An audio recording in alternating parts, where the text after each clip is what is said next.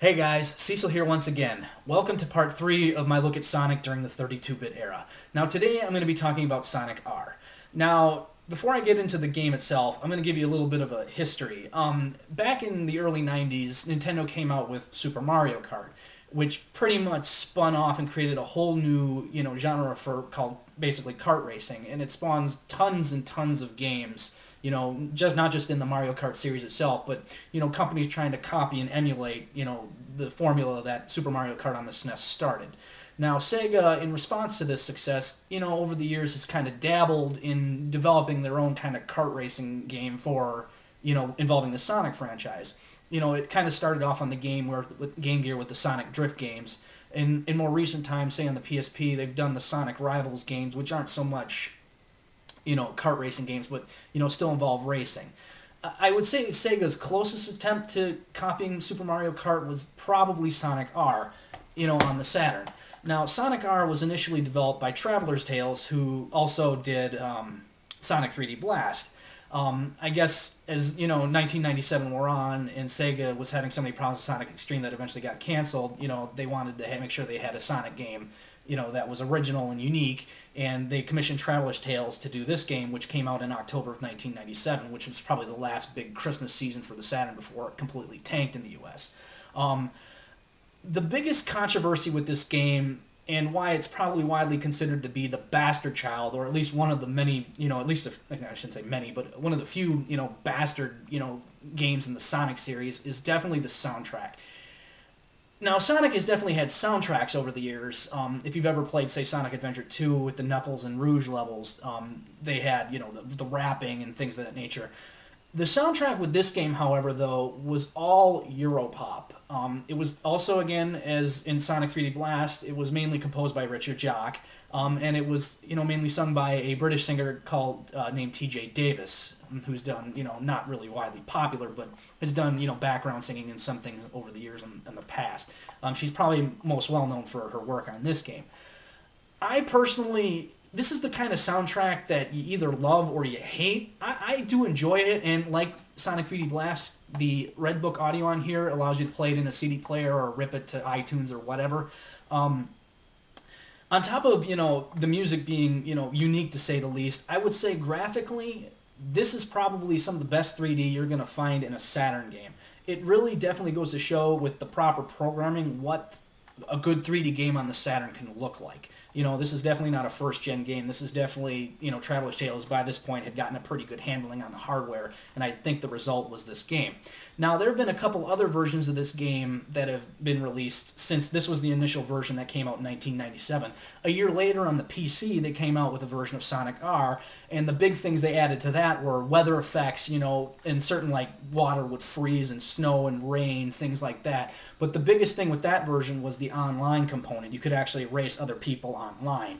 I don't know if that still is going on today. It wouldn't surprise me if those servers still existed. I've never played that version of the game, but it's been relatively popular. If you ever see those Sonic compilations on for the PC over the years, it's had a few different versions. I would say the definitive version though of Sonic R was definitely the one that was released on Sonic Gems. This cleaned up a lot of the graphics and things of that nature. It did remove the online racing component, but I'd say the biggest addition to this was the ability for 4-player split screen. Now, the other, I would say, big problem with Sonic R was the controls, and I'll show you examples of that here in a minute with how loose the controls are. Not, if you saw how loose the controls were in Sonic 3D Blast, it's kind of similar but with full 3D. You'll see what I mean. It definitely takes some getting used to if you're going to if you ever plan on playing the game. And like I said, you'll see what I mean. So why don't we go take a look at a couple levels. It's going to be from the Saturn version here. I'm not really going to show any gameplay from the GameCube version. I mean, there's plenty of videos online for you to see from that, but I mainly want to focus on the Saturn version because, like I said, this is my look at Sonic during the 32-bit era. So why don't we go take a look, and I'll show you a couple races, and you'll get the chance to see what I mean as with the soundtrack and the controls with this game.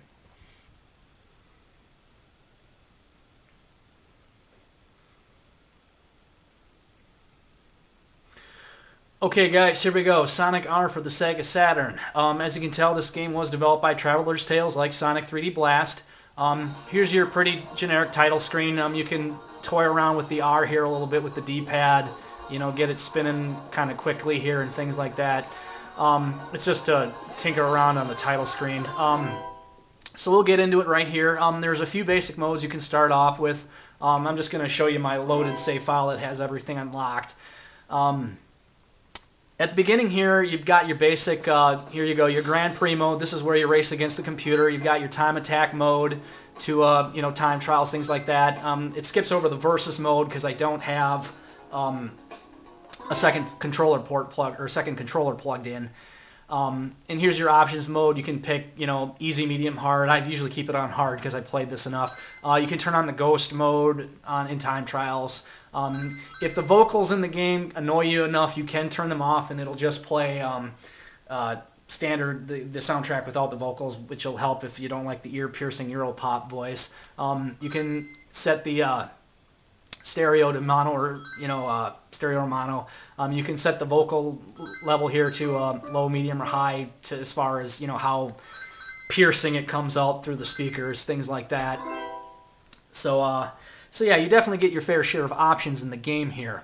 So we're just going to go ahead and pick Grand Prix since I'm playing by myself. Now there's 5 characters you can get from the get-go here.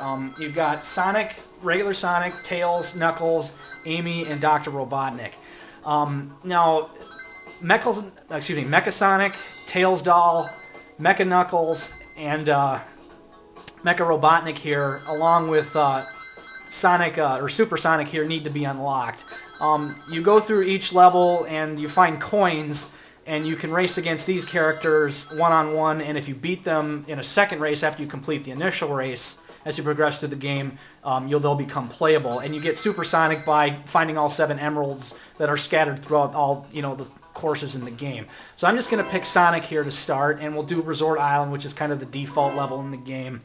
The loading screen in this game is kind of cool. It's got a spinning, you know, metal Sonic head. It just kind of goes to show some of the graphics the Saturn can do. It looks a lot similar to, say, Metal Mario from Mario 64. So here's the beginning of the game. Now each character has their own unique abilities. Sonic's ability is to double jump. Knuckles can do his typical floating for a short distance. Tails can fly for a short distance. Amy is kind of slow, but her car can go hover over water versus being like if you were a regular character and you sink right in the into the water sometimes if you're not going fast enough. And Robotnik's big thing is he can also float over water with his egg cop or eggmobile or whatever it is, and he can also shoot projectiles, which aren't very accurate to say the least. Now, graphically, like I said, it's very lush, pretty. Definitely some of the best graphics you're going to see on the Saturn. But as you can kind of see, the controls here are very loose. It's very easy to, you know, lose track of where you are, run into things.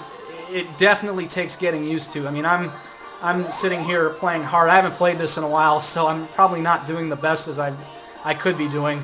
But yeah, this is, like I said, once you get used to the controls, though, I think there's a lot of fun to be had in this game, no matter which version you play, the Saturn version, the PC version, or the one on Sonic Gems. If you want to try and get as many rings as you can through the course of the level, if you're going to, you know, beat the computer player characters, because you want to hit those speed dashers, because those will definitely aid you in being able to keep up with the NPC or the computer controlled characters. Because I would say one of a minor problem with this game, at least definitely on hard mode, is the balance. It is really hard to keep up with the computer characters, especially the ones in first and second place, if you're not, you know, familiar with the course. Now, in each course, there are shortcuts and things like that you're definitely going to want to take advantage of. I'll play as Mecha Knuckles here, and we'll play the Radiant Emerald level, and I'll show you what I mean by that. Throughout each course, if you get a certain number of rings, there's kind of shortcuts and things of that nature you can dash through and try to keep up in front of the NPC, or I don't know why I keep saying NPC, the computer-controlled characters. If you don't go through a course a certain way, especially on hard mode, it can definitely be hard to win a race. I don't know if I'm going to honestly be able to win this. You almost have to pick Supersonic and replay these races a lot to come in first. You don't necessarily, at least on Radiant Emerald, I think if you finish in the top 3, you'll get the special ending or just the ending credits. I don't know if you got to finish in first or second. It's been a while since I played it. But as you can see, this is definitely graphically pretty awesome, for at least for the Saturn. You can see all these transparencies, something the Saturn really isn't known for doing. The draw distance isn't the best in the game, and as you walk, you saw that gate I passed right there. That is a gate you want to definitely hit on your 3rd lap, at least especially when you're playing, you know, the advanced characters that are a lot faster. I would say like the Mecha Knuckles, you know, group of characters, the Supersonic, are faster than the original 5, the, you know, regular Sonic, regular Knuckles, and that. So it definitely adds extra challenge to the game if you pick the unlockable characters, because like I said, at least when you're racing the computer, when you're racing one-on-one, it's a little bit more balanced, at least. But when you race it against the computer, it can definitely be quite difficult. If you play on easy or normal, it's not so bad, but definitely on hard mode, I think the balance in this game, at least on the Saturn version, I don't know if they fixed it too much on the GameCube version. I've only played that a little bit just to see what it was like.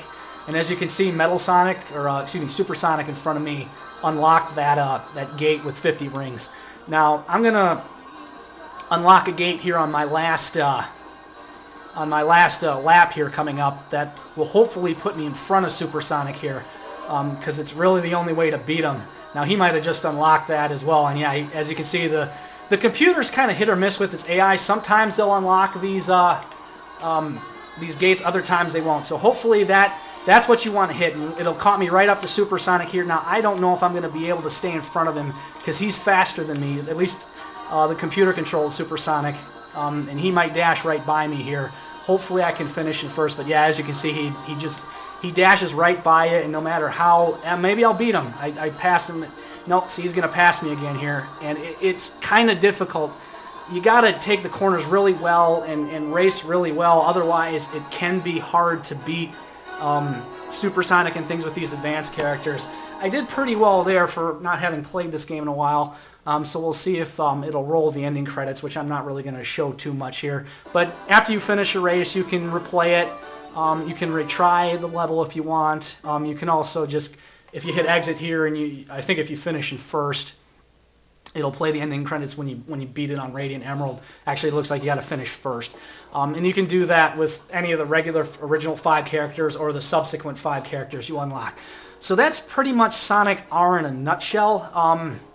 There's definitely more to the game, at least as far as one-on-one. You can play, there's just in the Saturn version, it's 2 players, one-on-one versus racing, or there's like a balloon tag mode, like there's 5 balloons spread across a level, and the first person to hit all 5 balloon wins. You know, it's kind of similar to battle mode, say in Super Mario Kart, things like that.